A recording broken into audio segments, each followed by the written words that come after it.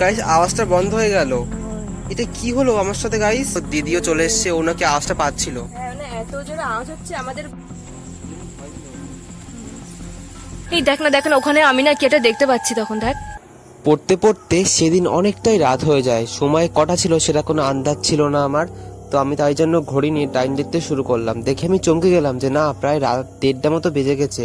তো ভাবলাম যে না, এবার শুয়েই পড়ি, কিন্তু তারপরেই হলো সেই ঘটনা। হঠাৎ আমি একটা কান্নার আওয়াজ শুনতে পেলাম, একটা মেয়ে যেন কাঁদছে, আর ওই পিছনে জানলা দিয়ে কিন্তু শব্দটা আমার ঘরে আসছিল। তো কান্নাটা খুবই আস্তে আস্তে হচ্ছিল, কিন্তু আমার কানে স্পষ্ট শুনতে পাচ্ছিলাম আমি। তাই আমি বাইরে চলে গেলাম। একজন তো আমি কাঁদছে শুনতে পাচ্ছি স্পষ্ট, আর একটা মেয়ের কান্না আমি শুনতে পাচ্ছি। আর এই হচ্ছে গলিটা, একদমই সোজা আমাদের যেতে হবে। শব্দটা সামনে দিয়েই হচ্ছে, আর একটা মেয়ের কান্নার আওয়াজ আমি শুনতে পাচ্ছি এখান দিয়ে। একটা মেয়ে এত রাতে এখানে কাঁদবে, এটা একটা অদ্ভুত ব্যাপার কিন্তু গাইস। তো অন্ধকার, ঠিক করে কিছু দেখতেও পাচ্ছি না, চারিদিকে অন্ধকার ঘুটঘুট করছে। আর এই জায়গায় আমার রুম, তো এখান দিয়ে না আমি দরজাটা দিয়ে আওয়াজটা পাচ্ছিলাম, একদম এই পাশে জঙ্গলে সোজা, কিন্তু এখানে তো কেউ নেই। আর এরকম জায়গাতে আমি কান্নার আওয়াজটা পাচ্ছিলাম। আরে গাইস, এই তো আবার শব্দটা হলো, মনে হলো কে কে এখানে কাঁদছে। গাইস আওয়াজটা বন্ধ হয়ে গেল। এটা কি হলো আমার সাথে গাইস? মানে আমি নামটা জিজ্ঞাসা করতেই আওয়াজটা বন্ধ হয়ে গেল, কাউকে তো দেখতেও পাচ্ছি না এখানে। তো গাইস এখন প্রায় রাত 2টো বাজতে যায়, এত রাত আমার খোঁজার ইচ্ছাও করছে না। যাই গাইস, ঘরেতেই একবার যাই আমি। তো ব্যাপারটা হচ্ছে, আমি ওখানে যেতেই কান্নাটা লিটারালি বন্ধ হয়ে যায়, আর কাউকে আমি দেখতেও পেলাম না সেখানে। অথচ কান্নার আওয়াজটা আমি ঘর থেকে পেয়েছিলাম একটু। তো আমি কি এতটাই ভুল শুনবো? কান্নাটা কিন্তু সত্যি সত্যি হচ্ছিল। আর অদ্ভুত হচ্ছে, একটা মেয়ে কাঁদছিল এত রাতে, প্রায় 2টো কিন্তু বাজতে যায় এখন। এত রাতে একটা মেয়ে কিভাবে কাঁদবে?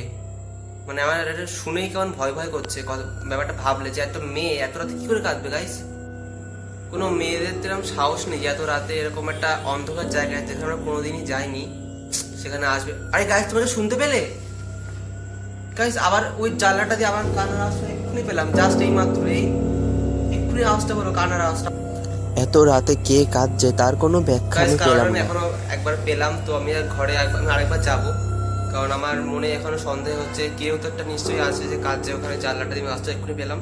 এবার না কোনো কথা বলবো না, একদম মানে চুপচাপ যাব আর গিয়ে দেখার চেষ্টা করবো কে এখানে কাঁদছে, ঠিক আছে?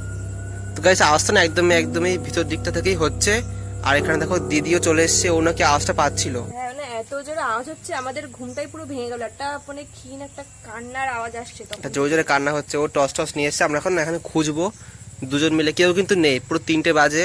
তো দেখি কাউকে পাই কিনা আমরা দেখবো। টর্চ নিয়ে খুঁজতে তো বেরিয়ে গেলাম, কিন্তু কি খুঁজছি, কেনই বা খুঁজছি, কি কারণে খুঁজছি, তার কোনো উত্তর আমার কাছে ছিল না। শুধু খোঁজার কথা আমরা খুঁজে যাচ্ছি, টর্চ নিয়ে এদিক ওদিকে আমরা ভালো করে দেখলাম, কিন্তু কেউ, বিশেষ করে কেউ ওখানে ছিল না। কিন্তু কান্নাটা কিন্তু আমার ঠিকই শুনেছি। আমাকে দুজনে কি ভুল শুনবো তাহলে? এই দেখ না ওখানে আমি না কি এটা দেখতে পাচ্ছি, তখন দেখ। কি বলছিস? কই কেউ তো নেই এখানে। না ভালো করে দেখ, আমি দেখতে পাচ্ছি। তো গাইস এই যে এখানটাতে আমরা আওয়াজটা পাচ্ছিলাম ঠিক একদম এরকম জায়গা থেকেই, কিন্তু এখন আর আওয়াজটা না আসছে না, এখন বন্ধ হয়ে গেছে। আমরা এসছি বলে হয়তো। হ্যাঁ, ভাবছি আমরা ঘরের দিকে যাবো, কারণ ঘুম কি হবে এর মধ্যে? সেটাই তো, কি করবো, শুয়ে তো পড়ি। কখন থেকে না আওয়াজটা আসছে, আমরা অনেকক্ষণ ধরে দাঁড়িয়ে আছি, কিন্তু এখন আওয়াজটা বন্ধ হয়ে গেছে হঠাৎ করে।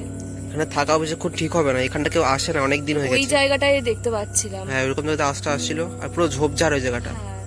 আমরা যাওয়ার আর সাহসও পাচ্ছি না, এখানে আমরা দাঁড়িয়ে রয়েছি। না যাওয়া ঠিক হবে না, অনেকটা রাত এখন, ভোরবেলা এখন বলতে গেলে। 3টে তো বেজেই গেছে, ভোর প্রায় হতেই গেল, আমরা ঘরেই যাবো এখন। আলো ফুটছে। এখানে থাকা ঠিক হবে না বেশিক্ষণ। গাইস দিদি না এখন ঘরে চলে গেছে, ও আর মানে ওর ভয় করছিল, কিন্তু আমি আরেকবার না দেখতে আসলাম যদি কিছু আবার পাই। দিদি ছিল বলে হয়তো কোনো আশ পাচ্ছিলাম না। আরে গাইস কিরা ডাকলো মনে হলো আমাকে। হ্যাঁ একটা নাম কিরা ডাকলো গাইস আমাকে। ও গড, আগে এখানে পালাই, এখানে যাওয়া একদম ঠিক হবে না। আমি নাম ধরে স্পষ্ট শুনলাম কে ডাকলো আমাকে। গাইস জানি না কেন আমার সাথে এরকম হলো, কেই বা ডাকলো আমাকে, আর কেনই বা কেউ কাঁদছিল এত রাতে, এর উত্তর আমি এখনো খুঁজে পাচ্ছি না। সবকিছু না কেমন প্যারানর্মাল মতো লাগলো আমার। আর ওখানে যাওয়া এত রাতে এখন মনে হচ্ছে একদমই আমাদের ঠিক হয়নি। যে হলো গাইস আমার আর দিদি দুজনেরই কান্নার আওয়াজটা আমি আর ওই পেলাম, আর রাত্রিবেলা উঠে এখানে গেলাম, কোনো কিছু ভাবলাম না, চিন্তা করলাম না, চলে গেলাম জাস্ট এত রাতে। আমার মনে হয় না এত রাতে কোনো মানুষ, কোনো মহিলা ওইখানে গিয়ে কাঁদবে, অত ওই বাগানের ঝোপঝাড়ের মধ্যে। তো কোনো মেয়ে বা কোনো মহিলাকার এরকম সাহস নেই যে এত রাতে এখানে কাঁদবে, কেনই বা কাঁদবে। কিন্তু যখন মানুষ না, তাহলে ওটা কি ছিল গাইস? তোমরাই সবকিছুর উত্তর খোঁজা ঠিক হবে না। এই গল্পটা না হয় অসমাপ্তই থেকে যাক।